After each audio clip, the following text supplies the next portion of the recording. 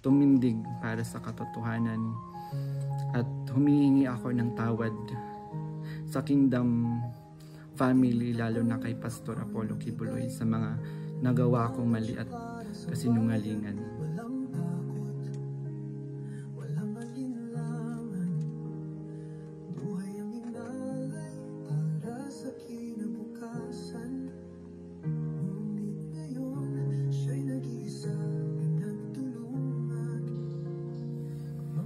Ako po si Michael Maurilio alias Rene. Hindi po ako pinilit na magsalita ng katotohanan. Kusang loob ko pong inilalahad ang mga nagawa kong kasalanan at mga plano laban kay Pastor Apollo C. Kibuloy at sa Kingdom Ministry. Ako po yung witness, kinuwang witness ni Senri Sontiveros na nakatakip yung mukha. Pero ngayon, hindi na sapagkat nagsasabi na ako ng totoo. Binayaran po ako ni Senri Sontiveros para mag-testify laban kay PRRD, VP Sara at kay Pastor Apollo C. Kibuloy. Lahat ng sinabi ko at kasama ko doon na nag-witness sa Senado ay ginawa lamang ni Senri sa upang papagsakin si Pastor at ang buong kingdom at kunin ang kanilang mga ari-arian. Ngayon po ay hinahanap at tinatakot ako ni Senrisa.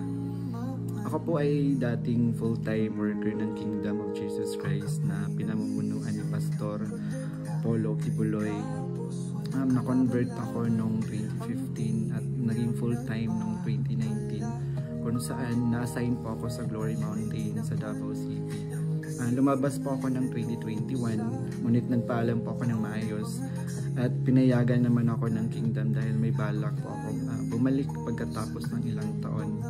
Noong January 2024, nag-vlog po ako kasama ang isang ex-full-time na si Lawrence Capuno dahil nagsimula na noon yung unang pagdinig na sa Senado sa pangunguna ni Senri Sontiveros tungkol sa mga aligasyon ng sexual abuse at human trafficking na isinampalaban kay Pastor Apollo Kibuloy.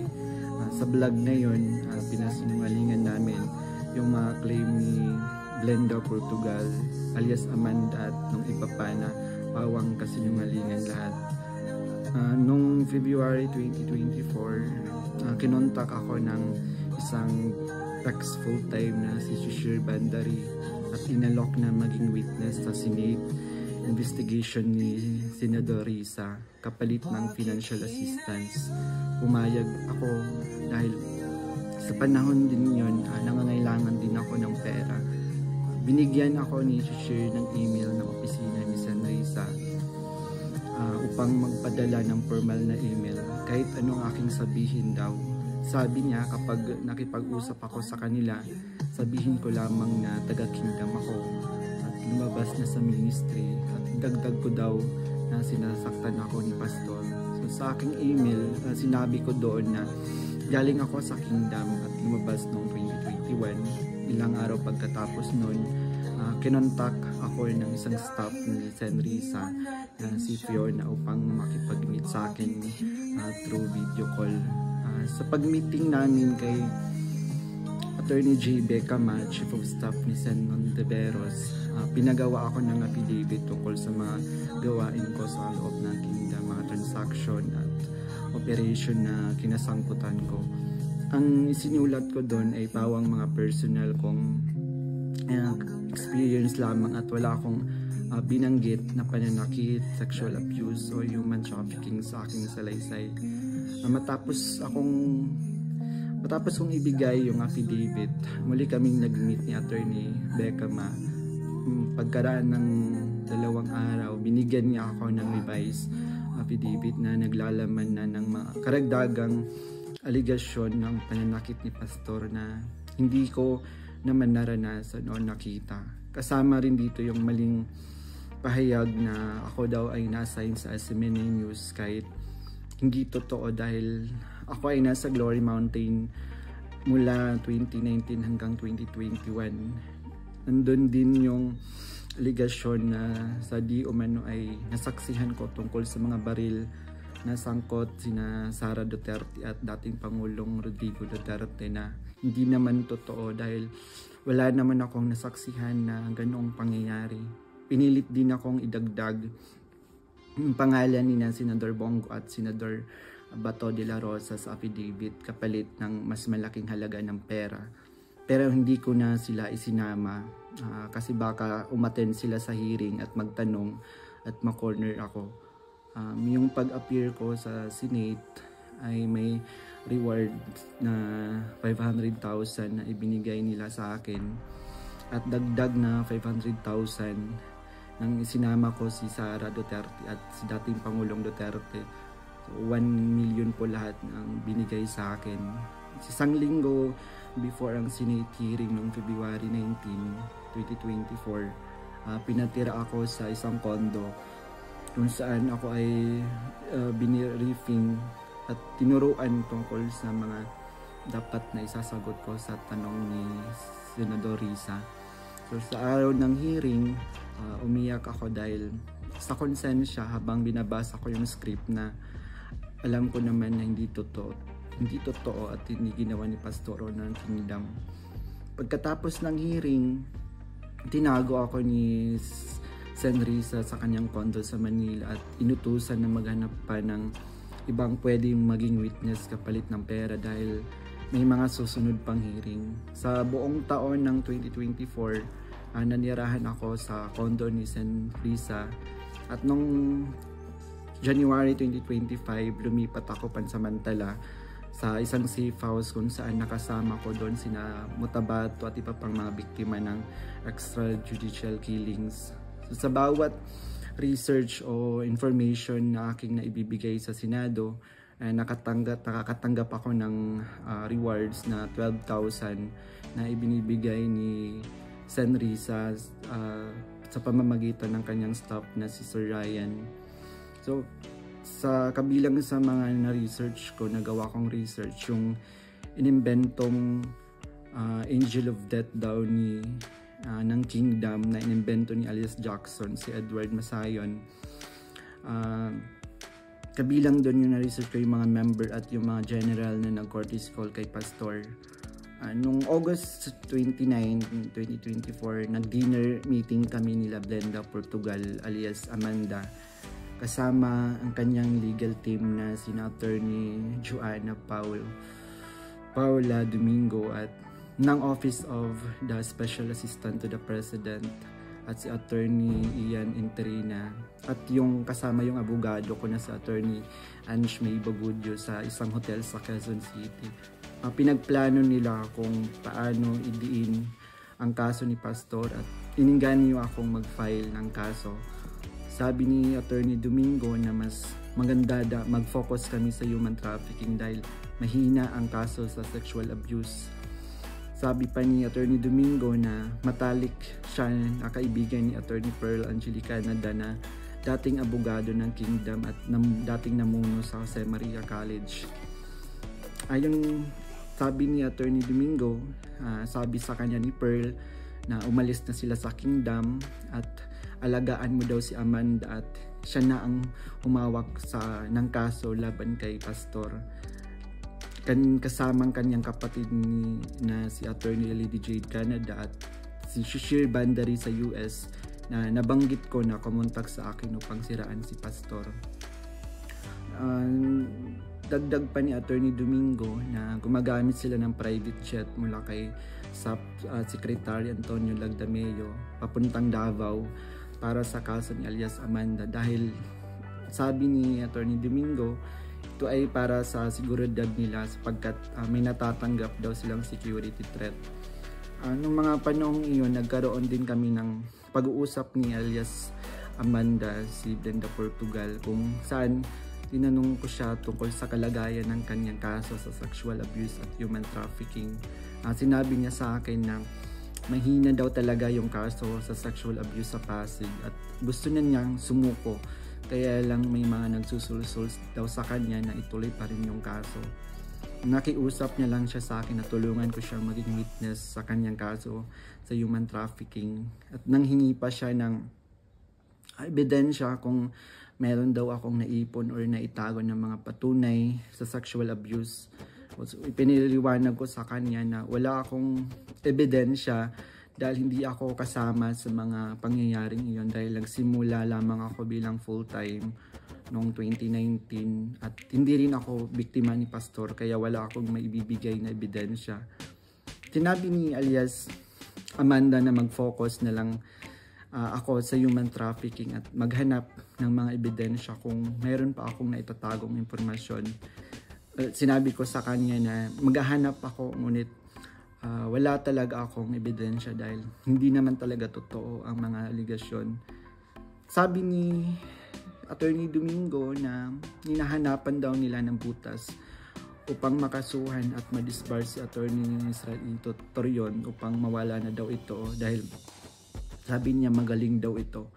So sa panahon ng KOG Sage sa Davao City noong August 24 hanggang September 8, 2024, everyday kami nagmi-meeting kasama yung mga staff ni Senrisa, yung PNP, CIDG, nandun yung US Embassy, yung NBI, ang Department of Justice at yung mga tumiwalag sa kingdom mula sa Amerika na sina Ann Lagarder at Arlene Stone. Pinag-uusapan ang plano kung paano ma-extradite or ma-extraordinary rendition si Pastor sa US at paano pabagsakin ng kingdom.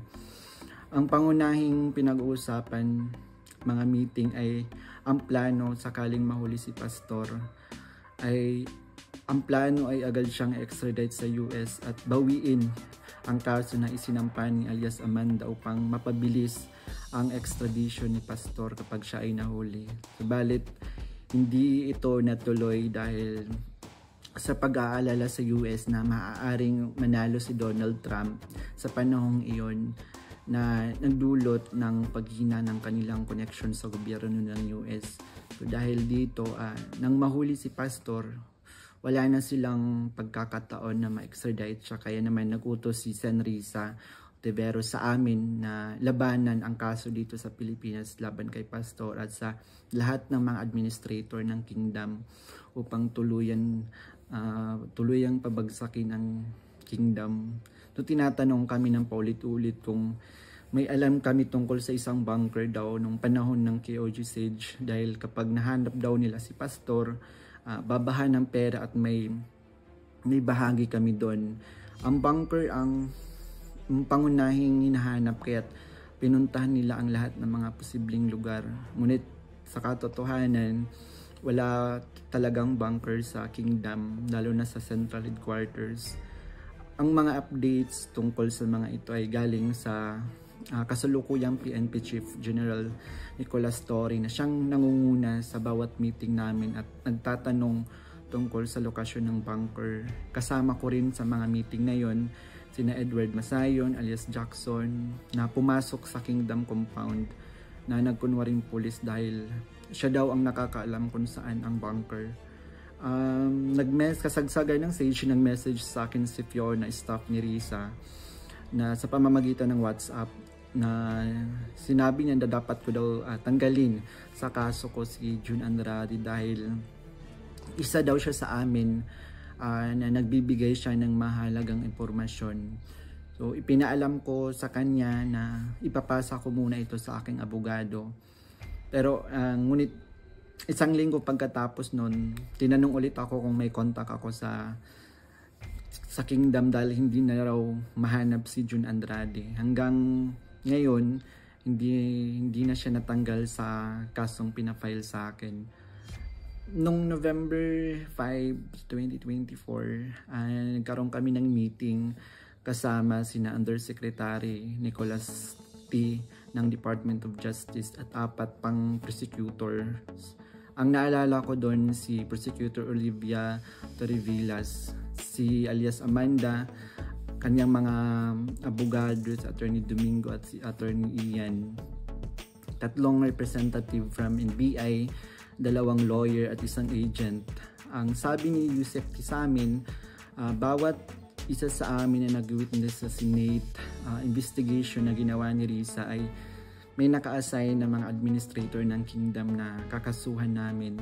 Meron reward na 1 million pesos kung magfa-file kami ng kaso laban sa kanila upang tuluyan na daw masira at mawala ang kingdom at makuha na nila yung mga ari-arian ni pastor at ng kingdom. So sa akin, naka-assign yung dalawang administrator na sina Eleanor Cardona at si Marlon Rosete. Pati na rin yung dalawang key person ng SMNI na si Cristina San Pedro at si Hannah Jane Sancho. May dalawang minister, si Carlo Catiil at si Rico Mandin, at coordinators na sina Grace Mandin at si Corazon Dupalag. At yung kay alias Jackson naman, yung naka-assign sa kanya yung mga lalaking administrator, katulad nila Marlon Nacobo, nasali si Sister Elizabeth Carion, and kay alias Jerome naman, naka-assign sa kanya yung mga administrator ng mga babae na sina Neneng Lizada at si Teresita Dandan. So sa iba't ibang araw na mga meeting namin, kasama ko yung mga dating full-time worker ng kingdom na lumabas dahil sa mga nagawang kasalanan sa loob ng ministry.